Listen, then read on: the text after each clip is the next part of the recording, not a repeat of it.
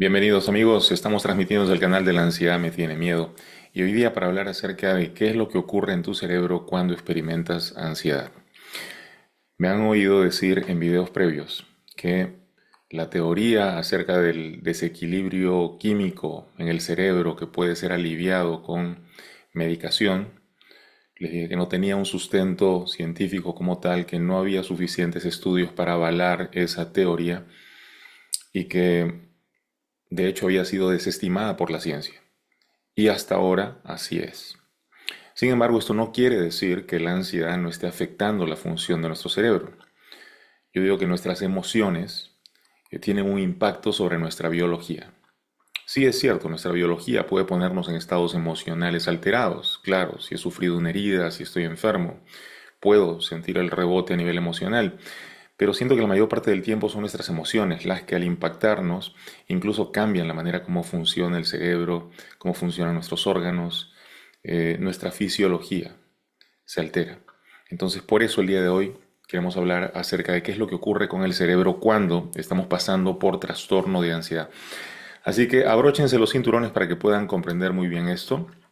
Voy a tratar de detallar de manera simple lo que pudiera estar ocurriendo y probablemente pueda también poner alguna imagen para aclarar más todavía esto. Así que pensemos, ¿qué pasa con tu cerebro cuando experimentas ansiedad?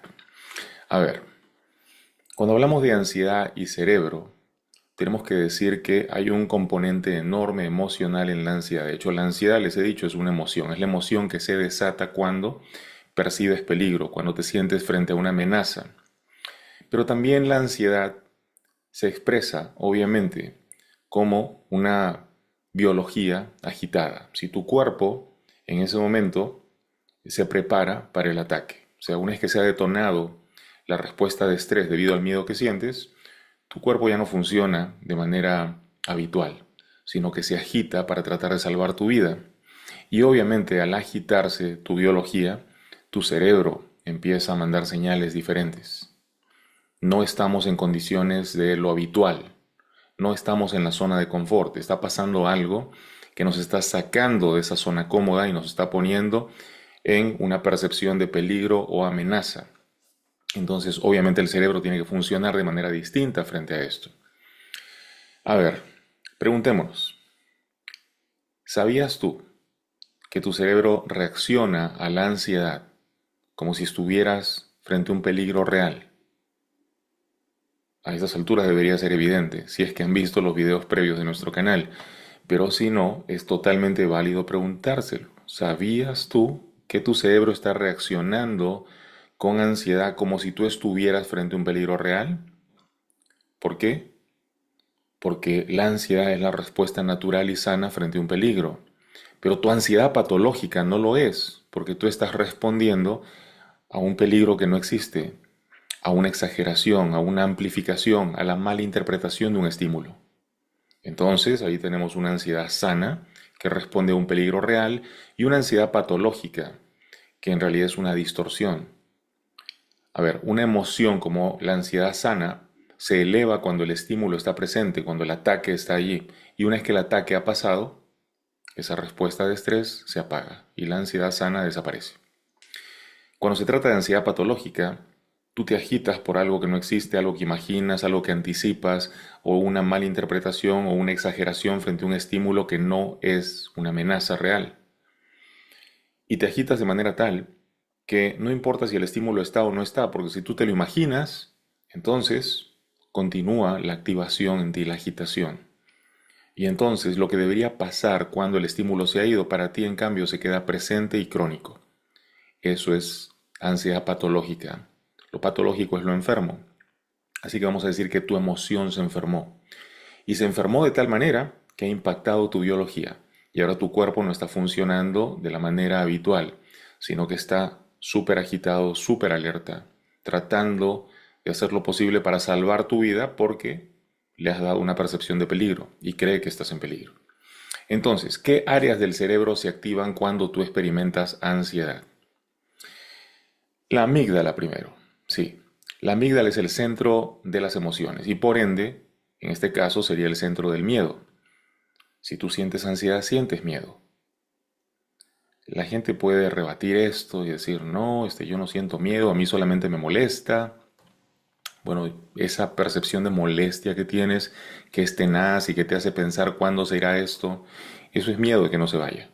Así que es miedo también, ¿ya? Les digo, siempre hay miedo de por medio, siempre hay una percepción de estrés cuando tienes ansiedad patológica. Entonces, la amígdala, el centro del miedo, es la parte del cerebro que va a detectar las amenazas y que va a activar la respuesta de estrés. Cuando la respuesta de estrés se active en tu biología, tú sientes el impulso de llenarte de rabia y pelear, llenarte de miedo y huir, o quedarte congelado de horror, tratando de que no te haga más daño, fingir la muerte incluso. Pelear, huir o congelarte son las respuestas adecuadas cuando experimentas un estrés, una amenaza, ¿ya? En personas con ansiedad patológica, la amígdala se ha vuelto hiperactiva. No es como una persona sana, que nada más se activa la amígdala cuando hay un peligro real. La persona en ansiedad patológica percibe una activación constante, una alerta constante. Todo el tiempo tengo que estar a la caza de por dónde va a venir el ataque. Y no hay tal ataque, solamente lo estoy anticipando y lo estoy temiendo aun cuando no existe. Esto hace que estas personas con una amígdala hiperactiva encuentren peligro por todos lados, incluso en las cosas que son inocuas, que no me pueden hacer daño. Estas personas entonces ven como peligrosas situaciones que no lo son. Por ello, experimentan una ansiedad patológica, un desorden de ansiedad, ¿ya? Un trastorno de ansiedad. ¿Qué otra área aparte de la amígdala se activa en tu cerebro? El hipotálamo. A ver, el hipotálamo es como el botón de emergencia, ¿ok? A ver, una vez que la amígdala ha detectado el peligro, dice, eso parece una serpiente, de repente es una soga, pero eso parece una serpiente, ¿no? En ese momento en el que detecta el peligro, el hipotálamo, como un botón, es presionado y el hipotálamo envía señales al cuerpo para prepararse frente al peligro. Entonces, presionado el botón del hipotálamo, hay un aumento del ritmo cardíaco. El corazón empieza a latir a mil, porque tú crees que necesitas esta función agitada para salvar tu vida de esa serpiente, soga o lo que sea que hay en el suelo. Hay una liberación inmediata de adrenalina y cortisol en las suprarrenales, que son las glándulas que se encuentran encima de los riñones. Supra por encima de renal, riñón. Entonces, en esas glándulas se produce adrenalina y cortisol, y el cortisol es la hormona del estrés. Naturalmente se produce cuando experimentamos estrés. También ocurre que por la presión de este hipotálamo surge la tensión muscular, el espasmo muscular y la sudoración. El cuerpo entero se prepara para la amenaza, para combatir o huir o fingir la muerte. ¿Ya? Entonces, ya tenemos hasta ahí amígdala, hipotálamo, activos. Lo siguiente es el hipocampo. ¿Qué es el hipocampo? Es un órgano que parece como un caballito de mar invertido. Cuando lo vemos al sesgo cortado del cerebro, vemos ahí el hipocampo. ¿Qué hace este hipocampo? Guarda la memoria del miedo, de todas tus experiencias previas. Entonces vamos a decir que es el almacén de los recuerdos de las experiencias traumáticas o estresantes que tú has tenido. Por lo tanto, todo lo que se le parece pudiera activar esa memoria de miedo. De repente no es lo mismo, pero puede activar la memoria de miedo. Por ejemplo, cuando sufriste el accidente, el color rojo estaba por todas partes, la sangre, el cartel contra el que te chocaste, la persona que venía de rojo a tu lado, y de repente el rojo quedó asociado al tema del accidente. Entonces ahora cada vez que ves el color rojo te activas. Y es porque la memoria del miedo está ahí, vigente todavía. En personas con ansiedad, este hipocampo puede exagerar los recuerdos negativos, pero no lo hace por gusto. Lo exagera porque quiere protegerte, cree que estás bajo ataque y en peligro, y hace que la ansiedad se active más fácilmente. Entonces, hasta ahí tenemos hipocampo, hipotálamo y amígdala. ¿Qué otra área del cerebro es afectada? Vamos a decir que la corteza prefrontal, sí, el área de la corteza en el área de la frente. Ya hemos hablado bastante de la corteza prefrontal, hemos dicho que es el controlador racional. También es el que está produciendo un montón de escenarios. Sí, desde los más catastróficos hasta los más bellos. Todo eso lo produce la corteza prefrontal y lo hace con la finalidad de ahorrarte energía y tiempo. Porque si tú puedes ver todos los escenarios posibles, entonces a la hora de actuar ya sabes cómo hacer las cosas. Y entonces no necesitas ejercitarte en muchos escenarios porque ya más o menos tienes una idea de por dónde puede esto funcionar.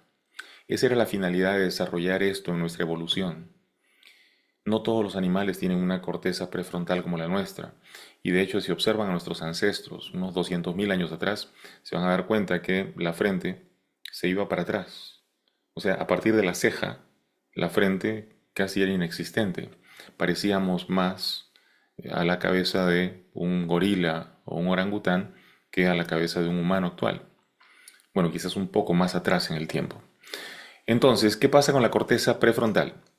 Normalmente ayuda a regular las respuestas de la amígdala. O sea, cuando la amígdala se agita, la corteza prefrontal puede ver varios escenarios. Puede decir, es una serpiente, no, espérate, parece una soga. No, es lo que arrojaron los niños que estaban saltando soga en la mañana. Me da todos los escenarios y entonces yo puedo tener un criterio adecuado, razonado, acerca de cómo debería funcionar.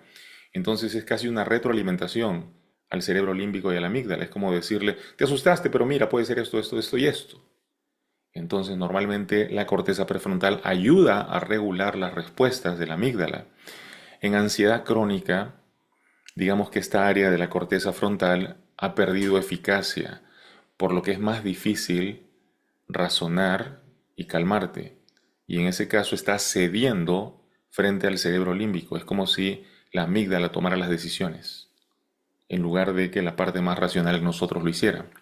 Eso pasa en ansiedad crónica, en ansiedad patológica, en trastorno de ansiedad. ¿Ya? Bueno, ¿cómo afecta la ansiedad a la función del cerebro? Ahora sí nos vamos directo a la función. No solamente las áreas del cerebro afectadas, sino a la función regular de nuestro cerebro. Bueno, vamos a decir que hay un eje que estudian mucho a la actualidad los neurocientíficos y dicen que ese eje está conformado por la hipófisis, que es la glándula pituitaria, por el hipotálamo, les decía hace un rato, el botón, y también por las suprarrenales, las glándulas que producen la adrenalina y el cortisol. Ese eje, ese triángulo, es el que de alguna manera está, digamos, regulando la respuesta de estrés y el cortisol que se produce frente a los estímulos estresantes. Entonces mi cortisol no se produce porque sí, se produce porque hay una interacción entre ese eje, hipófisis, hipotálamo, suprarrenales, el cerebro comunicándose con el cuerpo. Claro, porque tu cerebro solo no podría hacer el trabajo, ¿verdad? Necesita decirle al cuerpo lo que debe hacer y ese eje se activa frente al estrés. Entonces, ¿qué pasa con el cortisol y la adrenalina? Hormonas del estrés. En ansiedad prolongada, crónica, hay un exceso de cortisol. Esto puede causar fatiga crónica, puede causar problemas de memoria y concentración y la sensación de alerta constante. Claro, uno puede decir que eliminen entonces el cortisol de mi sistema, que me corten las adrenales para no producir más cortisol. Yo no quiero hormona del estrés en mi cuerpo. No, tú necesitas absolutamente todo lo que tu cuerpo produce. Lo que ocurre es que se está produciendo cortisol en niveles exagerados. Y eso ocurre porque todavía estás desregulado en tu respuesta de estrés. Y yo les he enseñado en este canal que una persona en ansiedad crónica o patológica no está respondiendo con la respuesta de estrés, digamos, sana o regulada, sino que se han desregulado en su respuesta de estrés. Esto significa que no responden con pelea, huida, congelamiento. No, estas personas por lo general se congelan de terror, se quedan paralizadas de miedo o simplemente huyen. Nunca encuentran la posibilidad de pararse frente a lo que perciben como una agresión, una amenaza. Nunca pasan a través del miedo, más bien huyen y se evaden del miedo. Cuando eso ocurre, el sistema nervioso autónomo detecta que no tienes pelea, así que necesito encender la ansiedad al máximo para poder protegerte, así puedes huir rápido. Y por eso la sensación de desesperación que experimentas. ¿Se entiende hasta allí, verdad? Entonces, sí, eso es lo que ocurre. Tu ansiedad está afectando la función de tu cerebro y está invitando a que se produzcan niveles más elevados de la hormona del estrés, afectándote, haciéndote sentir fatiga crónica, problemas de memoria y concentración y sensación de alerta constante porque se están produciendo niveles demasiado elevados de cortisol. Nuevamente, el cortisol no es malo. No es malo. De hecho, estaba leyendo a una especialista en estrés, Mary Wingo. Esta señora decía que de hecho el cortisol se produce para permitirnos la capacidad adaptativa. Por ejemplo, si tú recibes un órgano donado, por ejemplo un riñón porque los tuyos ya no funcionan, el cortisol va a impedir que tú rechaces el órgano que te han dado. Porque tu cuerpo reconoce tu genética, pero no la genética de la otra persona que viene junto con su órgano.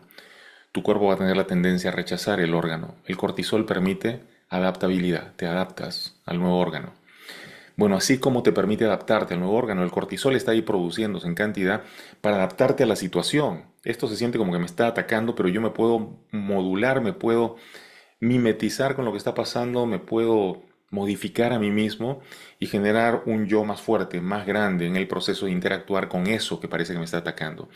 Entonces el cortisol es parte de un mecanismo de adaptación, ¿ya? Pero me voy a extender en esto en otro video, es nada más para mencionarles que no hay nada de malo con el cortisol y cumple una función importante también. Pero entonces veamos otras hormonas. La dopamina y la serotonina. Vamos a decir que hay un desequilibrio neuroquímico cuando tú experimentas ansiedad en relación a dopamina y serotonina. ¿Cómo así? Vamos a decir que la serotonina baja cuando tú estás en ansiedad. O sea, el sentimiento de bienestar colapsa. Tú ya no te sientes en bienestar, te sientes agitada, desesperado, quieres correr en todas direcciones. Los niveles de serotonina están bajos. La dopamina, en cambio, está alterada. O sea que puede causar hiperactividad mental o incluso bloqueo emocional. Entonces vas a sentir menos sensaciones de calma y bienestar y más hiperactividad mental o bloqueo emocional. Es una sensación extraña, ¿verdad? Es como una agitación interna horrible y eso ocurre justamente por esto. Y ustedes dirán, pero entonces estás diciendo que sí hay un desequilibrio neuroquímico. Ok, sí, pero eso no confirma la idea de que tú te hagas dependiente de antidepresivos o ansiolíticos. Lo que te estoy diciendo es que tu ansiedad no es ausencia de clonazepam o de sertralina. No, no es así. Si tú crees eso, estás totalmente equivocado. Yo digo que hasta que no hay una seguridad del efecto que tienen estos químicos, deberían ser el último recurso. La persona debería tratar de regularse primero emocionalmente y sanar de esa manera, y después ir. O solamente en el caso de que la persona siente que realmente ni siquiera puede escuchar al psicoterapeuta que le asignaron, no puede ni siquiera concentrarse. En ese caso, de repente, darle algún paliativo, pero no hacer a una persona dependiente. El otro día mi prima, que ha padecido de ansiedad, me comentaba que ella fue con un psiquiatra. Y el psiquiatra, al escuchar su caso, muy responsablemente le dijo esto. Le dijo, mira, tú estás pasando por situaciones muy estresantes con tu familia. Tienes estos problemas con tus hijos. No te quiero dar este antidepresivo ni este ansiolítico todavía. Quiero que tú luches, que trates por tu cuenta de sanar esto o que busques ayuda a nivel psicológico o en psicoterapia. No te quiero dar esto, porque sí, te van a calmar, pero te puedes hacer dependiente. Así que quiero que trates de hacerlo por tu cuenta porque tú puedes. Lo que te está ocurriendo, le dijo el psiquiatra, es estimulado por un estrés que es real. Estás teniendo problemas reales en tu casa. Eso hasta ahí es una ansiedad sana. Si tú estuvieras así, sin estímulos externos, entonces sería ansiedad patológica. Y entonces sí tendría que medicarte. Y entonces el psiquiatra le dijo, hazlo, tú puedes. Miren qué bonito. Eso me encantó. Nunca había oído eso antes de un psiquiatra. Me gustó mucho escucharlo. Bueno, sí lo había oído antes de un amigo que nos ha acompañado a veces, pero no con esas palabras. Entonces, el GABA. ¿Qué es el GABA? Es el freno, vamos a decir, del cerebro. Es un neurotransmisor que ayuda a calmar la actividad neuronal. Vamos a decir que en las personas que experimentan ansiedad, los niveles de GABA pueden estar reducidos, lo que va a hacer que el cerebro esté hiperactivo y que sobreanalice todo. O sea, porque no hay freno. Entonces el cerebro va a querer estar todo el tiempo procesando y manejando información y tratando de discernir la realidad. ¿Por qué está en ese estado de hiperalerta?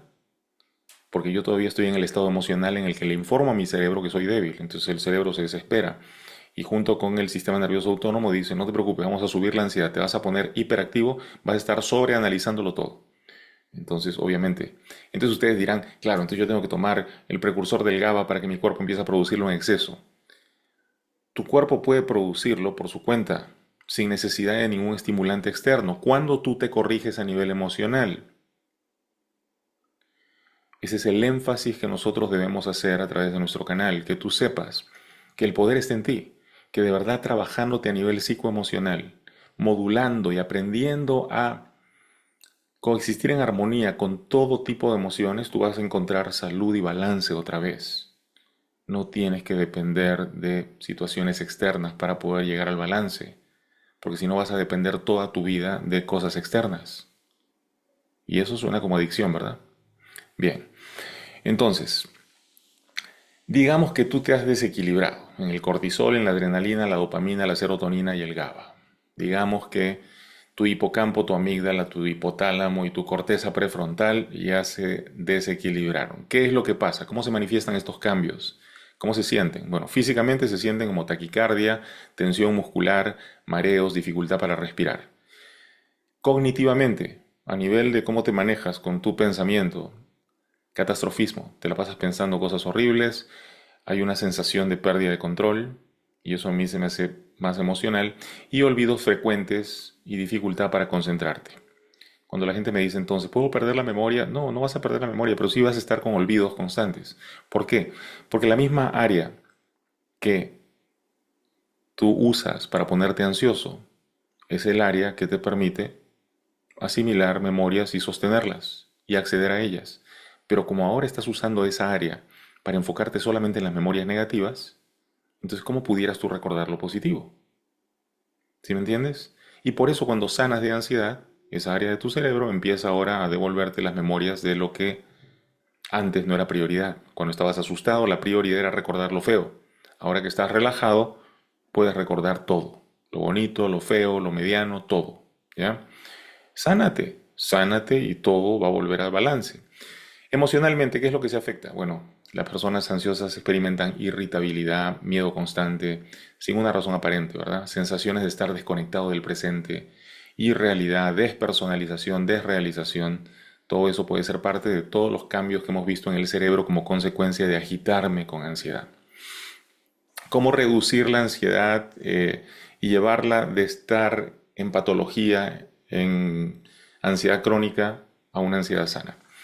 Bueno, ejercicio y movimiento. Necesitas hacer ejercicio, sobre todo les he dicho levantamiento de pesas. No importa cuánto peso puedas cargar, pero hazlo, porque te va a ayudar a elevar los niveles de serotonina y bajar los niveles de cortisol en el cuerpo.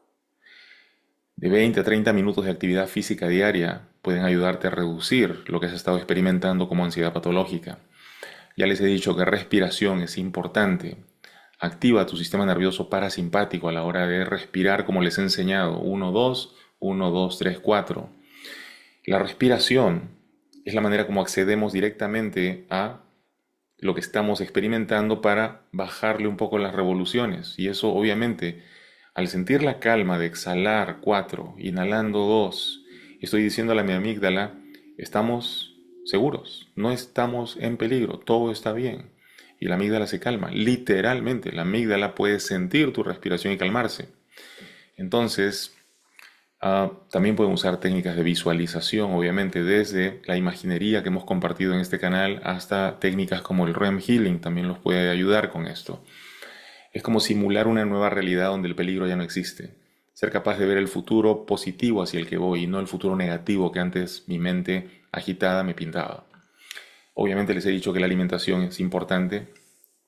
Suplementos como el magnesio, el omega 3, los probióticos pueden ayudar a equilibrar los neurotransmisores y darle al cerebro el balance que necesitaba. Obviamente, ya lo dije antes, reducir cafeína, azúcares puede mejorar la respuesta del sistema nervioso y ahí también el magnesio puede afectar muy positivamente. Entonces, resumiendo, la ansiedad no es solo psicoemocional, sino que va a tener un impacto sobre tu biología y se va a ver reflejada en tu cerebro y en la respuesta química y neuronal que se observe allí.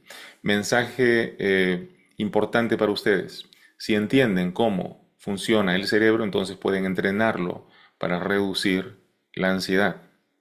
Así que quiero que abajo de este video me comenten su experiencia con la ansiedad. Suscríbanse para más videos sobre la salud mental y obviamente les recomiendo que vayan también a la campana. Así ustedes pueden tener acceso a toda la información.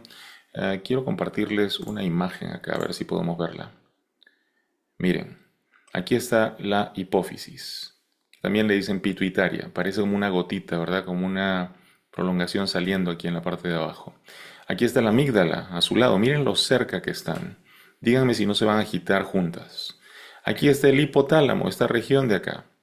Hipotálamo, hipófisis, amígdala.